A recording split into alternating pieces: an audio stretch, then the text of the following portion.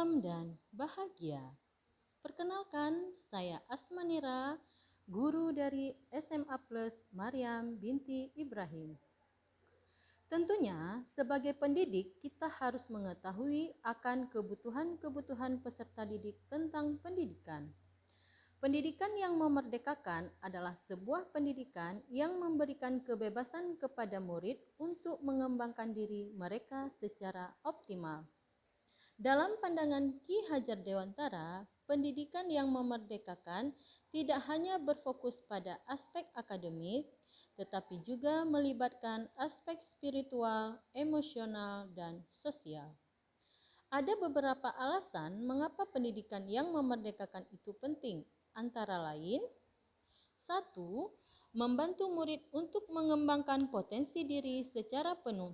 Dalam arti kata, pendidikan tidak hanya mempersiapkan murid untuk sukses dalam karir dan pekerjaan, tetapi juga membantu mereka untuk mengembangkan kemampuan dan bakat yang dimiliki.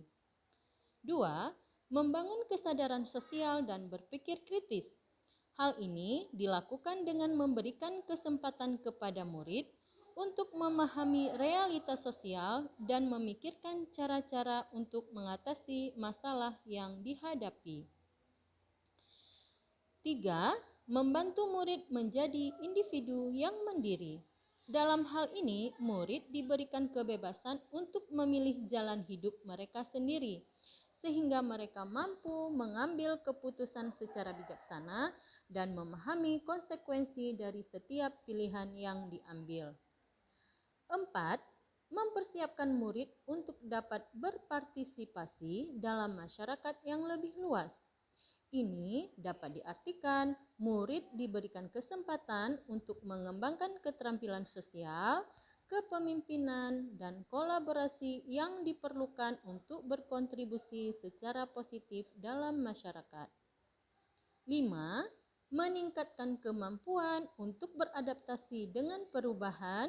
Di era yang terus berkembang dan berubah seperti saat ini, kemampuan untuk beradaptasi sangatlah penting agar individu dapat menghadapi tantangan dan kesempatan yang terus berkembang.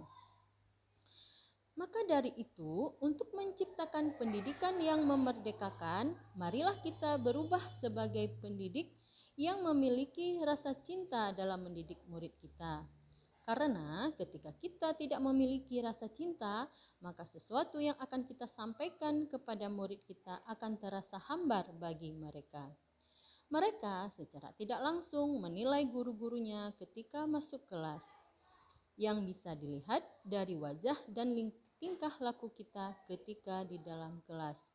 Hal ini dapat mempengaruhi emosional mereka ketika mendapatkan pembelajaran yang diberikan oleh seorang pendidik. Mari kita sebagai pendidik mewujudkan pendidikan yang memerdekakan untuk menciptakan generasi yang semakin baik dan berkualitas ke depannya. Demikian, salam dan bahagia.